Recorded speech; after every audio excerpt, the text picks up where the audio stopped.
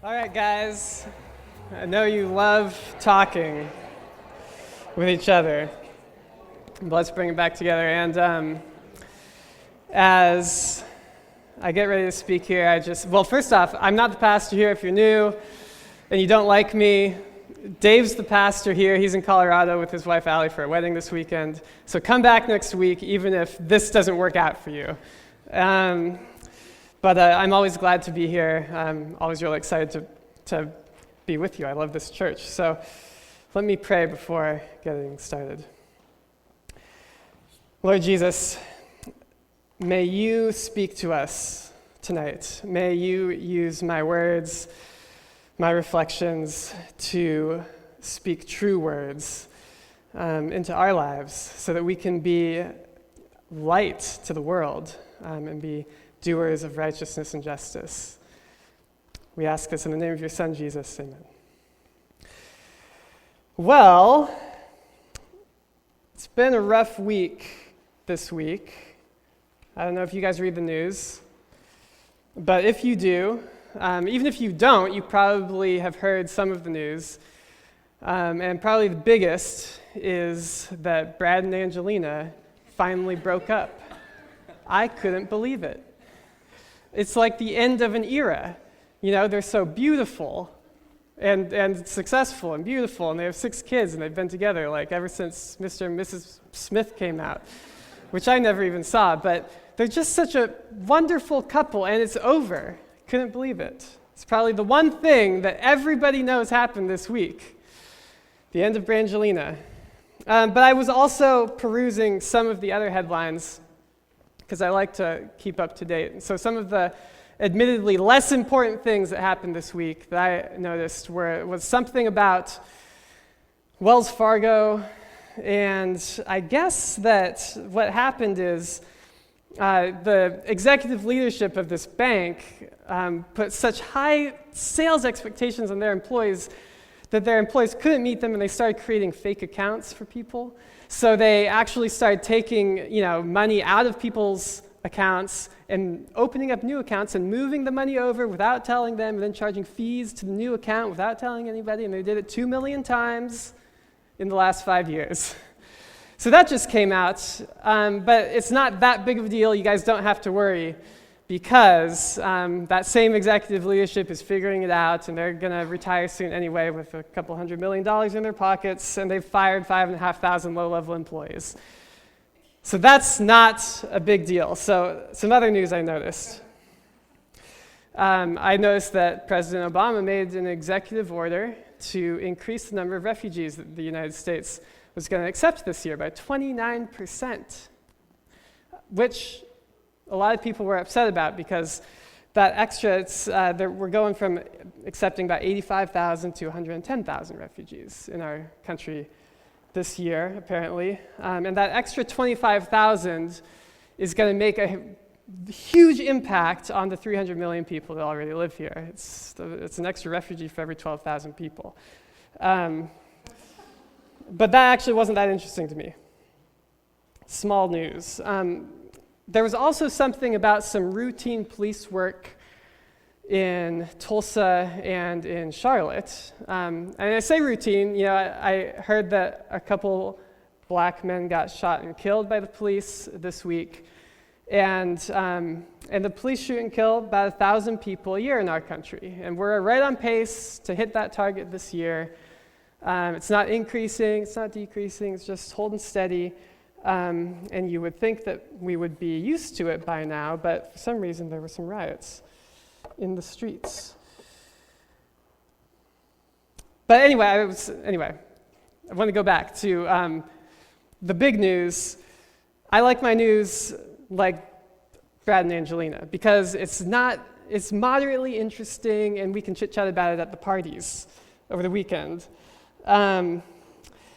And I can't have news that demands too much of me, because I'm busy, and we all are, and I know that you're busy too, because whenever I ask you how you're doing, you say, "I'm fine, been busy." That's what we all say. And I've been busy, we're working, we're going to school, we're writing papers, we're doing the dishes, maybe, cooking dinner, working out, maybe. So many things. We're keeping up with like 15 really important relationships at a time and going on a few vacations. And so there's really very little time left after all of that to pay attention to stuff that doesn't have a lot of relevance to our personal lives. That's how I feel anyway. Now,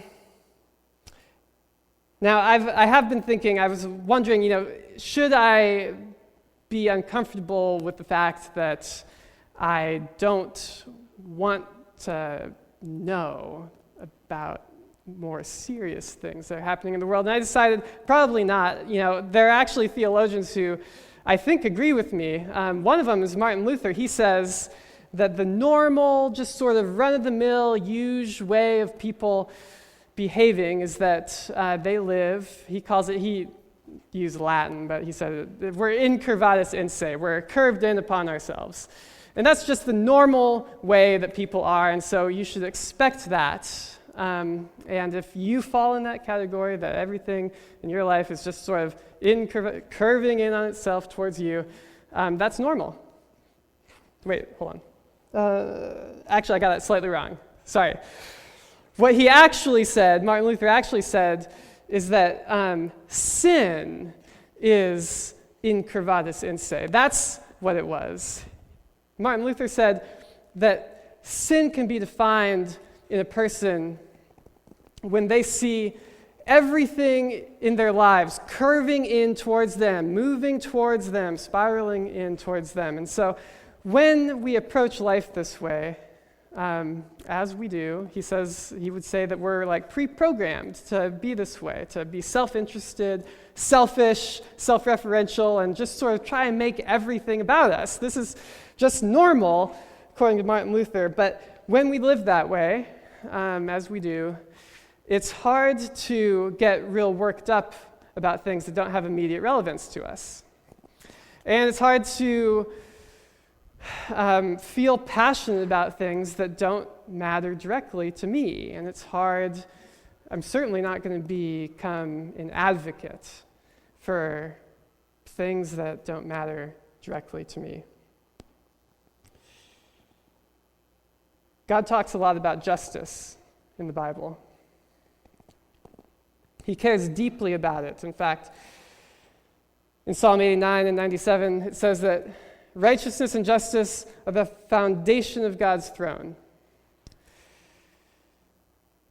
And this idea that righteousness and justice are somehow at the center of what the Bible teaches and what God is all about in this world is something that I certainly did not grow up aware of. That was not my picture of God. But I want to share with you some of the things that have moved me on that. And it all starts with Abraham. So we're going to go right back to the beginning of the Bible. And I never preach thematic sermons like I'm doing tonight, but we're going to be jumping around. We don't have a set text tonight. But if you remember in the book of Genesis, when Abraham comes and he gives his call to Abraham, he says, I'm going to bless you so that you will be a blessing to all the families of the earth. And we could kind of summarize that. We could restate it as saying, Abraham, I'm going to bless you so that you can be a distributor of my blessings to the world. I'm going to bless you so that you can be a distributor of my blessings to the world. That's going to be your vocation. That's your calling. That's your purpose in life. And not just for you, but for everyone who comes after you. And a few chapters later, in Genesis 18, God sort of elaborates on this idea, what it might look like if Abraham were going to be a distributor of God's blessings. And he says that, I called Abraham so that, let me turn to it actually, just so that I don't get it wrong. This is Genesis 18:19. It says, for I've chosen Abraham so that he will direct his children and his household after him to keep the way of the Lord by doing, and this is going to be the two key words for this evening, doing what is right and just. Righteousness and justice together. They're a word pair. in the Old Testament. You hear them going together all the time, righteousness and justice, righteousness and justice. And I'm going to do something that I rarely do when I preach, and we're actually going to talk about Hebrew language a little bit here. So I'm going to teach you the two words that are used here. And interestingly enough, there's a lot of overlap in meaning here. The word that's often translated righteousness can and is translated as justice in other places. They both have justice implications. And the two words are tzedakah and mishpat. Tzedakah, mishpat. Righteousness and justice. Tzedakah, mishpat. Righteousness and justice. And I'm going to walk you through a little bit about what these look like and how this plays out in the rest of the Bible. So we're going to start with mishpat, okay, the word that's often translated justice. And if you continue reading in the Torah, the first 5 books of the Bible, you can basically break up all of the laws that are given in the Torah into these two categories. They fall into either mishpat or tzedakah, either righteousness or justice. Mishpat is the kind of justice where you get what you deserve. Okay, so this is like, I lend you $1,000, you write me an IOU that you are going to pay me back $1,000 on January 1st. And mishpat assures me that that will happen. Mishpat is the thing that makes it so that when I'm hungry, I don't just walk into the grocery store, eat what I feel like, and then walk out without paying anything. And mishpat is also what's going on when we have, say someone pulls a gun on you and says, give me your purse, and we catch them and punish them. We say that's an aggravated assault or something, and you're going to go to prison for 6 months. That mishpat is that. It's people getting what they deserve. We might call it retributive justice. Retributive justice. And this is actually what most people think of when they think of justice. Like when justice is thrown around in most of the conversations you have, people are talking about retributive justice, mishpat. And for good reason. We need this for society to work. Every society that's going to work needs some mishpat to keep things, make sure people don't get taken advantage of. However, God knows that mishpat is not enough to ensure justice, true justice. And so there are other laws in the Torah that fall into this second category, tzedakah, often translated righteousness. And the best example is what's called the Jubilee. And Jubilee was something that happened what's supposed to happen. That's important. This was supposed to happen every 50 years in Israel. And ancient Israel was an agrarian society, so land was sort of the primo commodity. And if you had land, then you had the means to make a living. And so Jubilee said that every 50 years, the land was going to be redistributed among the people in an equitable way. Because, over the course of a generation, some people do well, some people fall on hard times, they have to sell their land, and then they become poor. This happens. And what's interesting is that over time, stretched out, if all you have is mishpat will ensure that the people who do well and get more and more and more will continue to get more and more and more, and it will never reach down to the poor. And so tzedakah, through the Jubilee, is designed to make sure that there is equity because all people have dignity to God. Now, what's interesting is that the Jubilee, as far as we know, never happened in Israel. It shouldn't be surprising because you can imagine how chaotic it would be if the Jubilee actually happened. Your land that you've worked hard for, your dad has worked hard for, gets redistributed, and you all sort of have a roughly equal portion all of a sudden. Once again, you can't. Man, I'm having trouble with my mic. It keeps falling down. It would be super chaotic, right? It's hard to imagine. It's very impractical to redistribute wealth in that way. And plus, the people who, get power in that first 50 years, they're going to hold on to that real tight, and it's going to be hard to make the Jubilee happen. So it never happened. Mishpat and tzedakah, righteousness and justice.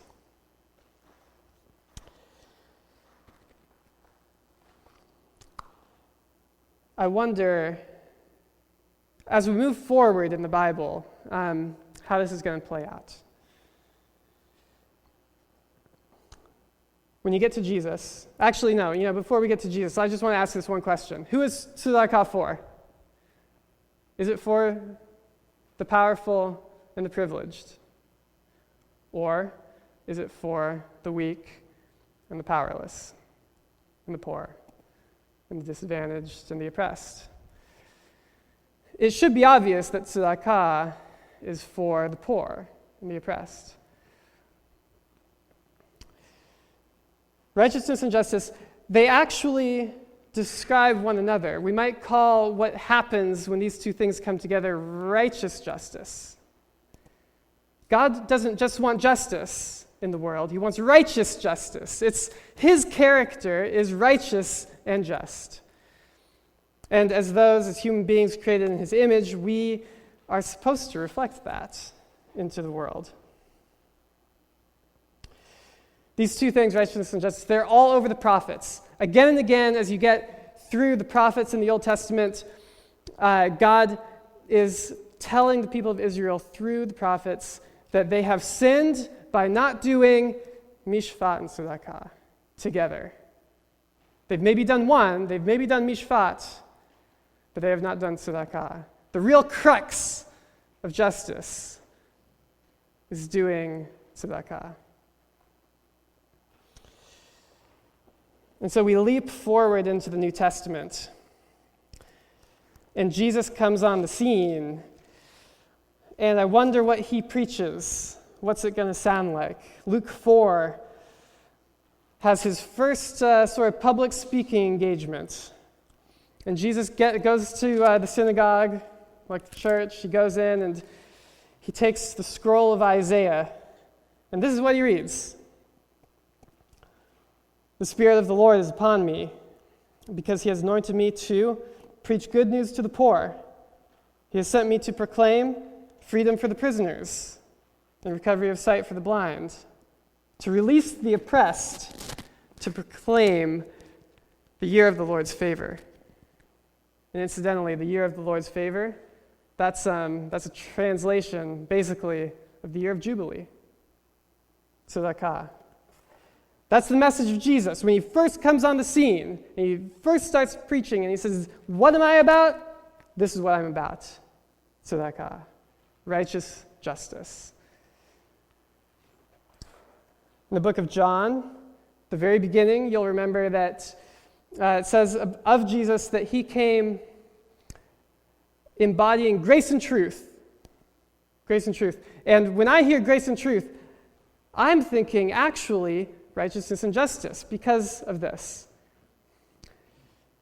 Mishpat gives you what you deserve. Tzedakah gives you what you don't deserve.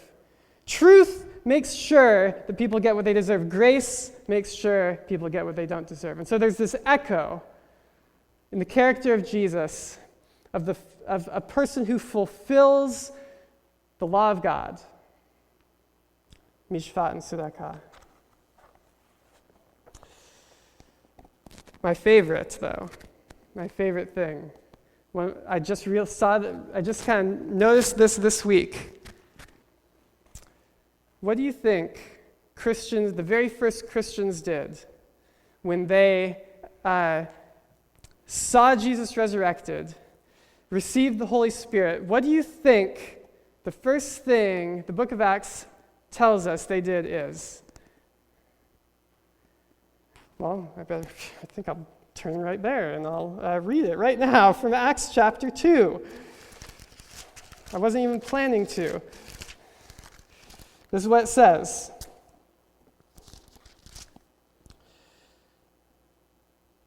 All the believers were together and had everything in common. Selling their possessions and goods, they gave to anyone as he had need. The first time Jubilee was ever practiced, the early church, after they witnessed the resurrection of Jesus. Because the message of Jesus transforms us and makes things that are impractical possible. It doesn't make them any less impractical, but it makes them possible, and it gives us the courage to do them. Now, there's a lot going on in our world right now, and my hope tonight is not that we would finish that conversation about what justice looks like in our world, but I do hope that we can start that conversation here in this community. Because injustice is thriving, as always, because we have all the ingredients for injustice within ourselves already. We're selfish. We know how to make things work for us, and you give us a little bit of power, and all of a sudden you've got injustice. You take our natural inclinations, insert a little bit of power, and you have injustice. And then once you have a little bit of injustice, a little bit of privilege, you don't want to change, because justice, righteous justice, is always going to be a loss for those who are ahead in the current system. You just think about it for a sec. Think of Jubilee. You've done really well. You've tripled your land. You've tripled your earning potential. And then the year of Jubilee comes, and the poor can't wait. And you are just sitting, in the corner moping because you're losing, everything you worked for, it seemed like. Being an advocate for justice when the system's working for you is going to be, it's a threat. And so we resist it. And I just want to be honest here that the things that keep me from speaking out about injustice, from doing something about injustice, for seeking God's justice, is that it involves some kind of loss. And it feels impractical. And I just don't want to, so I don't. And that's the truth. But what I can't do as a follower of Jesus is pretend that I'm actually doing the right thing in that. I can't pretend, I can't somehow convince myself that I'm actually doing some kind of justice when I'm not. So I invite you to be honest with yourself about where you are in this. As I was saying, there are all kinds of injustices going on in our world.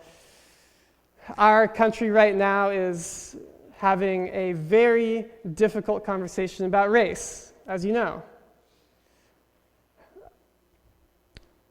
I can't even begin, it's hard to even begin that conversation. I'm afraid to start that conversation with my own family.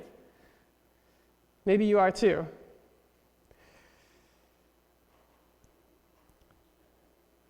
But I know that God is passionate about the oppressed. And I know that that's not me. I've felt it before, but it's not me. There are other people who need my advocacy.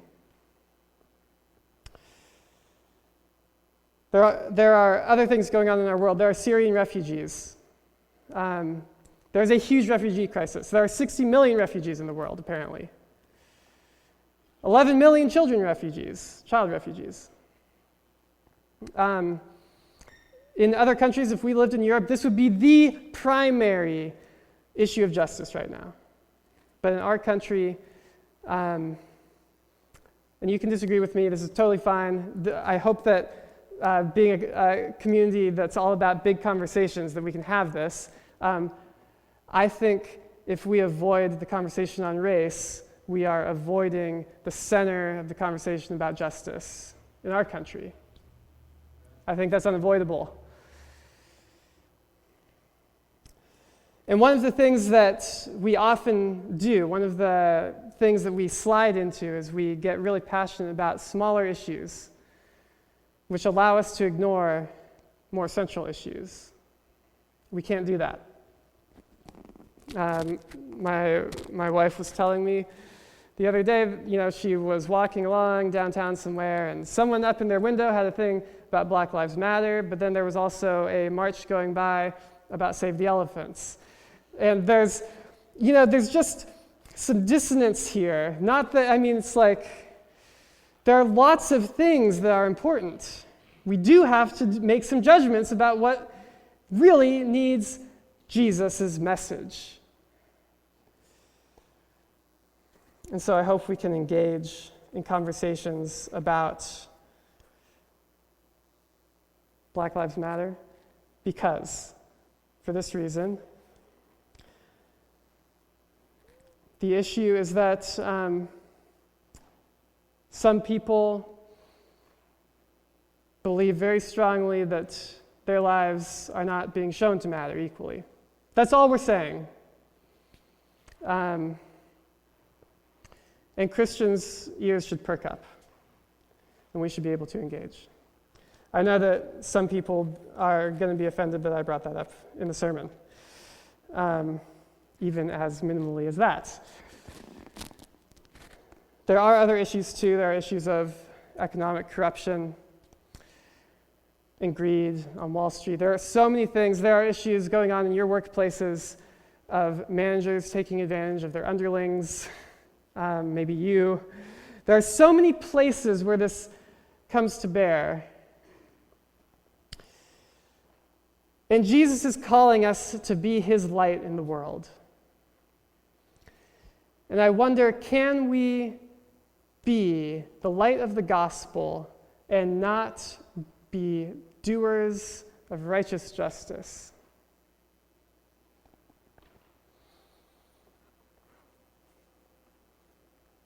I'm going to close with this passage from Romans. I preach much shorter than Dave.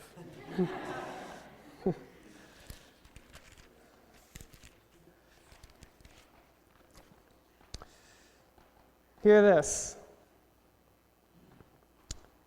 Do not conform any longer to the pattern of this world, but be transformed by the renewing of your mind. Then you will be able to test and approve what God's will is, his good, pleasing, and perfect will. Let's pray. Father in heaven, we are really uncomfortable about a lot of these issues that are going on in our world. And we want to hear you. We want to hear what your message is. We want to be doing your will. We want to be doers of righteousness and justice. Give us courage to be doers of righteousness and justice, and give us discernment to know what that looks like. And also give us grace to explore what it means to follow you together. Amen.